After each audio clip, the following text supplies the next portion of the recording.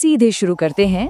आज हम इतिहास के एक ऐसे पन्ने को पलट रहे हैं जिसने भारत के पूरे सामाजिक ताने बाने को हमेशा के लिए बदल कर रख दिया। हम बात कर रहे हैं महान धर्मांतरण और डॉक्टर अंबेडकर की उन 22 ऐतिहासिक प्रतिज्ञाओं की। ये सिर्फ कुछ नियम नहीं थे, बल्कि एक ऐसी वैचारिक क्रांति थी जिसकी गूंज आज भी सुनाई देती है। तो चलिए बिना किसी देरी के इस कहानी की गहराई में उतरते हैं। जरा आंखें बंद करके इस दृश्य की कल्पना कीजिए। तारीख 14 अक्टूबर 1956। जगह नागपुर का दीक्षा भूमि मैदान। सुबह सुबह का वक्त है और लाखों लोगों का हुजूम उमड़ता चला रहा है। कोई पैदल, कोई बैलगाड़ी से तो कोई खचाखच भरी ट्रेनों से। अब देखिए, इनमें से बहुत से लोगों के पास न तो खाने को कुछ था और न ही पैरों में चप्पलें थीं। लेकिन उन सब की आंखों में एक गजब की चमक थी, एक उम्मीद थी। वो सब वहाँ एक खास मकसद से आए थे, अपना नया जन्म लेने के लिए। तो यहाँ सबसे बड़ा सवाल ये उठता है कि आखिर ऐसा क्या था जिसने इतने सारे लोगों को एक साथ एक जगह इकट्ठा होने पर मजबूर कर दिया। ये नया जन्म असल में था क्या? इस पूरे ऐतिहासिक दिन के पीछे जो सबसे बड़ा नाम था, जो इसके मुख्य वास्तुकार थे, वो थे डॉक्टर भीमराव रामजी अंबेडकर। और सच कहूँ तो यह कोई रातों रात लिया गया फैसला बिल्कुल नहीं था। इसके पीछे दशकों का संघर्ष और एक बहुत गहरी सामाजिक पीड़ा छिपी थी। अगर हम थोड़ा पीछे जाएं, तो 1891 में अपने जन्म के बाद से ही बाबा साहेब को बहुत ही गंभीर भेदभाव का सामना करना पड़ा। मतलब स्कूल में अलग बैठना, पानी के बर्तन तक न छू पाना, ये सब उन्होंने झेला। लेकिन उन्होंने हार नहीं मानी। दुनिया की टॉप यूनिवर्सिटीज से पढ़ाई की और भारत का संविधान लिखा। फिर आया साल 1935, जब उन्होंने एक ऐसी घोषणा कर दी जिसने सच में पूरे देश में भूचाल ला दिया। उन्होंने कहा, मैं हिंदू पैदा हुआ हूँ, लेकिन हिंदू मरूंगा नहीं। और बस यही वो टर्निंग पॉइंट था जिसने 1956 के इस महान धर्मांतरण की नींव रखी। अब 1935 की उस चौंकाने वाली घोषणा के बाद क्या हुआ? अगले 21 सालों तक, जी हाँ, पूरे 21 सालों तक एक गहन मंथन चला। इस्लाम, ईसाई, सिख, कई धर्मों का बहुत बारीकी से अध्ययन किया गया और आखिरकार जो रास्ता चुना गया वो था बौद्ध धम्म का। क्यों? क्योंकि बौद्ध धम्म का सबसे सीधा और साफ सिद्धांत है कि इंसान अपने जन्म या जाति से नहीं, बल्कि अपने कर्मों से महान बनता है। दशकों से जिस समानता की तलाश थी, वो यहाँ आकर पूरी हुई।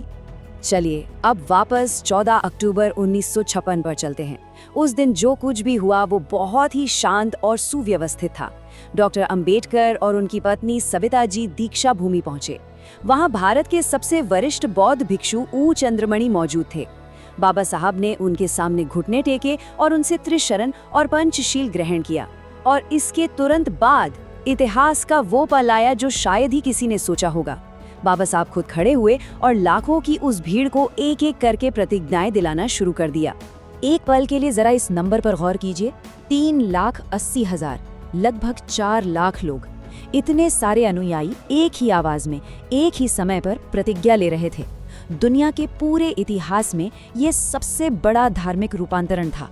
मतलब इतिहास में पहले कभी भी इतने सारे लोगों ने एक ही दिन में एक साथ अपना धर्म नहीं बदला था। उस नज़ारे के बारे में सोचकर ही रोंगटे खड़े हो जाते हैं। और पता है, बात सिर्फ उसी दिन खत्म नहीं हुई। इस बदलाव की लहर इतनी तेज थी कि ठीक अगले ही दिन यानी 15 अक्टूबर को 1 लाख लोग और दीक्षा भूमि पहुंच गए। उन्होंने भी बौद्ध धर्म अपना लिया।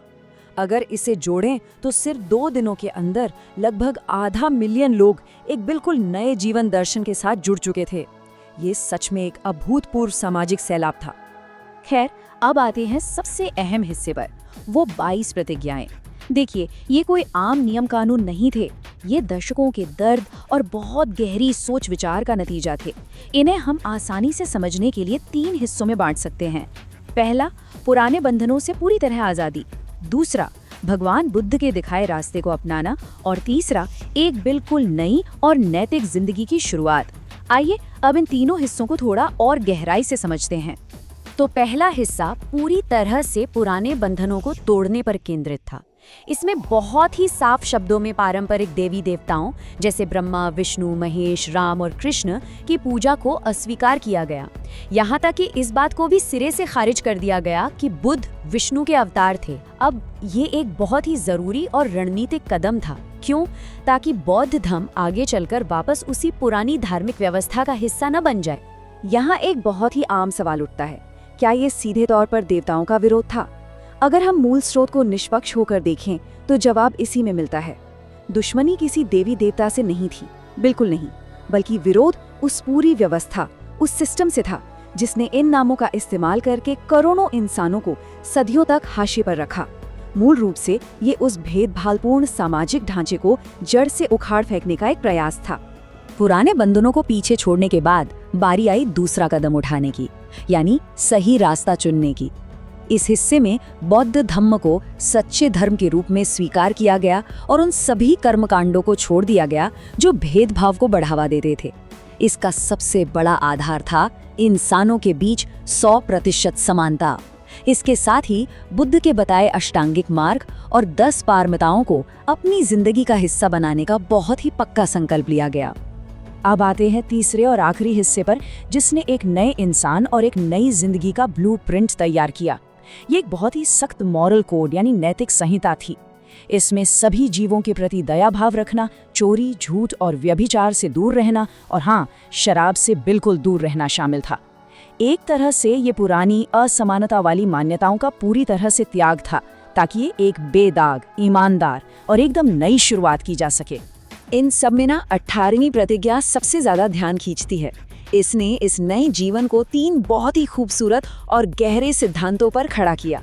ये हैं प्रज्ञा यानी बुद्धिमानी, शील यानी आपका चरित्र और नैतिकता, और करुणा यानी सबके लिए दया। सच कहूँ तो ये सिर्फ भारी भरकम शब्द नहीं है, ये एक पूरा का पूरा फ्रेमवर्क है जो हमें बताता है कि एक सार्थक और अच्छी जिंदगी आखिर कैसे जी जानी चाहिए। और फिर आती है 21वीं प्रतिज्ञा, जो शायद इस पूरे आंदोलन की आत्मा है। इसमें कहा गया, मैं मानता हूँ कि मेरा पुनर्जन्म हो रहा है। जरा सोचिए इस वाक्य की गहराई को। ये महज एक फॉर्म पर धर्म का कॉलम बदलना नहीं था, ये एक पूरी वैचारिक क्रांति थी। उन लाखों लोगों के लिए जो सदियों से पीड़ा सह रहे थे, ये सचमुच एक नया जन्म था, एक ऐसी जिंदगी की शुरुआत जहां आत्मसम्मान सबसे ऊपर था। लेकिन इस ऐतिहासिक दिन के सिर्फ 6 हफ्ते बाद ही एक बहुत दुखद मोड़ आया। 6 दिसंबर 1956 को डॉक्टर अंबेडकर का नींद में ही बहुत शांति से निधन हो गया। वो भले ही इस दुनिया से बहुत जल्दी चले गए, लेकिन जाने से पहले वो समानता और आत्मसम्मान का एक ऐसा बीज बो गई थी जिसे आगे चलकर एक बहुत ही विशाल पेड़ बनना था। और वो बीज आज कितना बड़ा पेड़ बन चुका है, ये आंकड़े खुद गवाही देते हैं। 2011 की जनगणना को ही ले लीजिए, भारत में 87% से ज्यादा बौद्ध अम्बेडकरवादी हैं। ये कोई छोटी बात नहीं है। ये साफ तौर पर दिखाता है कि डॉक्टर अंबेडकर ने जो रास्ता दिखाया था, वो आज इतने दशकों बाद भी लाखों करोड़ों लोगों के जीने का मुख्य आधार है। उनकी विरासत आज भी जिंदा है। आज भी हर साल दशहरे के दिन नागपुर की उसी दीक्षा भूमि पर लाखों लोग इकट्ठा होते हैं।